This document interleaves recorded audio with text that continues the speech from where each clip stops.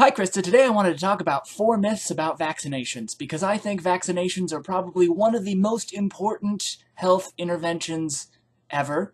Maybe after sanitation, the most important health intervention. That's sanitation as in disposing of sewage water correctly and having clean public drinking water. But vaccinations save lives. They save the lives of the most vulnerable people.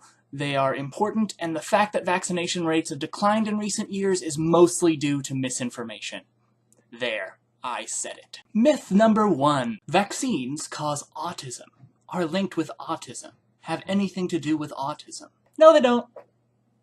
I really want to leave it there because for anything like this to be true, it would have to be proved in some way. There would have to be evidence in favor of some link, and there just isn't any. There was a study, one, that showed a connection, and that was withdrawn. So the one study posited a link between taking multiple vaccines at once and autism. So the fella who published the study had a vested interest because he had a patent for an individual measles vaccine, and he was forced to withdraw the study, as I said, and he is no longer a doctor because he is a fraud. This created a lot of controversy, and now a lot of people are scared to vaccinate their kids. But in Japan, where they adopted a new vaccination schedule where no vaccines are taken together, autism rates continue to climb. Autism rates are increasing.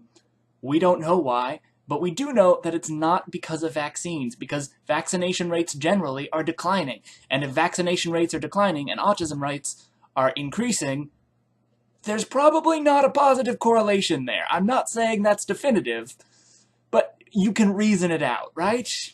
Right? Myth number 2. I got my flu shot, but I got sick anyway, so I'm not getting my flu shot again. Or, I experienced mild symptoms after getting my flu shot, so I'm not getting my flu shot again. Vaccines are not magical. They do not prevent all infections, and they are not some sort of circle of invincibility that prevents viruses from getting into your body. Vaccines work by triggering your immune response to be prepared for certain antigens. With a flu shot, they're flu virus antigens. And they're flu virus antigens related to the flu strain that's probably going to be most prevalent that year. If you got sick anyway, it means that your body came in contact with a virus and experienced a moderate infection. But your symptoms and the infection was greatly reduced by the fact that your body was prepared to respond to those antigens. It was able to deal effectively with a virus.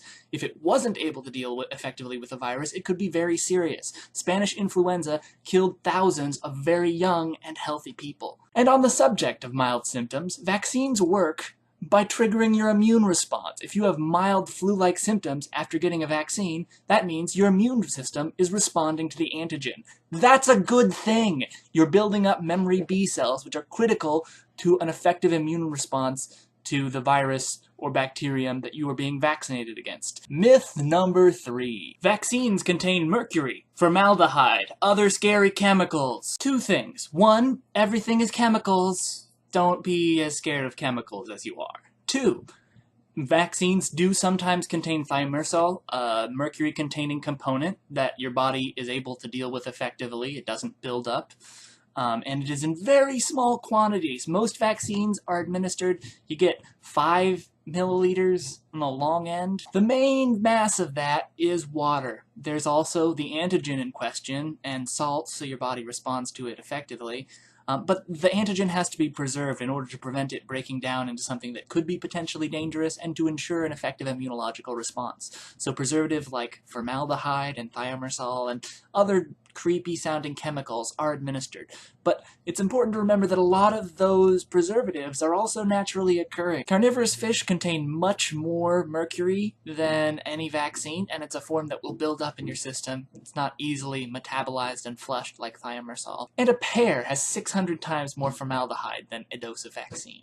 Myth number 4. Vaccines are a matter of personal choice. If I don't want my children to be vaccinated, it's no concern of yours. And I shouldn't have to get vaccinated, or I shouldn't have to have my children vaccinated against viruses or bacteria that are no longer public health concerns. It's true that vaccines are a matter of personal choice, but it's very important for society that everyone be vaccinated because people who are not vaccinated are more likely to get an infection if they are exposed to a pathogen, and to have that infection for longer, so they're more likely to transmit that pathogen to others.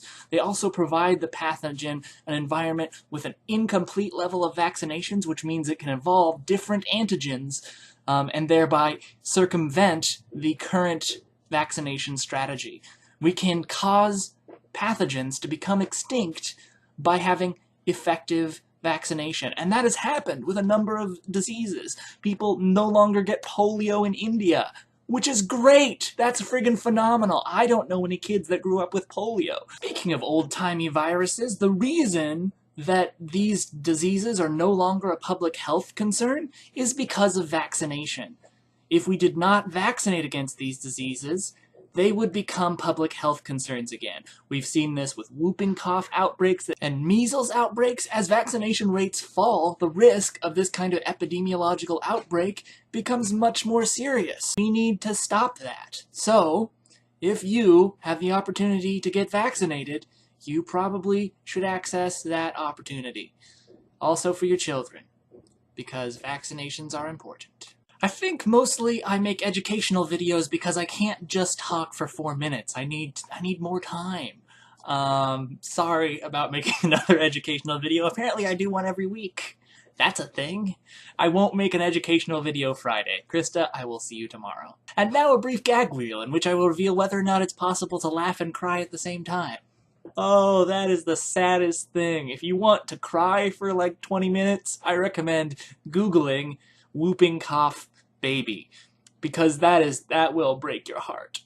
Oh god, I'm verklempt now. I can't even. I feel like such an idiot. I'm really mad about this, but I'm crying now.